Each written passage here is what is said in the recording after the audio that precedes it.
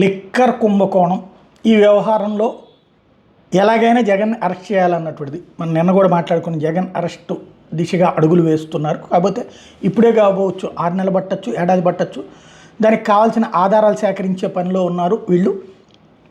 ఒకటి మిథున్ రెడ్డిని విచారణ అది జరుగుతుంది, బట్ తనేమి చెప్పేది ఏముండదు. విజయసాయి రెడ్డి ఏమి చెప్పారు, మొదట్లో లిక్కర్ పాలసీ గురించి మీటింగులు జరిగినాయి, 3 సార్లు రివ్యూలు జరిగినాయి, 2 సార్లు నేను అటెండ్ అయ్యాను. ఆ తర్వాత నేను అటెండ్ కాలేదు. నేను అటెండ్ అయినటువంటి సందర్భంలో ఎలాంటి పాలసీ డెసిషన్ తీసుకోలేదు. అప్పటికి ప్రభుత్వం చేతిలో ఉండాలా, ప్రైవేట్ చేతిలో ఉండాలంటే అంతకుముందు ఉన్నటువంటి ప్రైవేట్ వాళ్ళ చేతుల్లోనే కొనసాగింది. అప్పుడు 3 నెలల తర్వాత మారినటువంటిది. కాబట్టి అందులో నాకేం సంబంధం లేదు.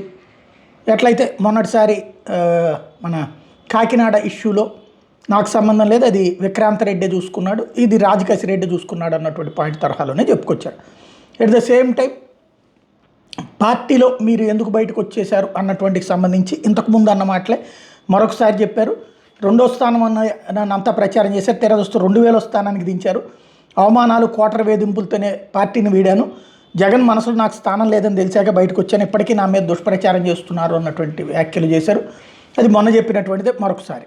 అంటే ఆయనలో ఆగ్రహం, ఆవేదన అయితే ఉంది. కాకపోతే ఏది ఈ కామెంట్ చేస్తున్నటువంటి సందర్భంలో అట్ ద సేమ్ టైం జగన్కి వ్యతిరేకంగా అయితే ఏం మాట్లాడలేదు, బాధ్యతగానే ఉన్నారు. At the same time Kasireddy Rajasekhara Reddy తండ్రి ఉపేందర్ రెడ్డిని 2వ రోజున ఇవాళ పిలిపించారు.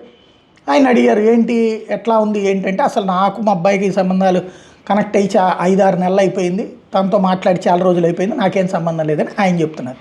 కాబట్టి లిక్కర్ ఇష్యూ ఏం చేయాలన్నది తెలుసుకోవాల్సి ఉంది.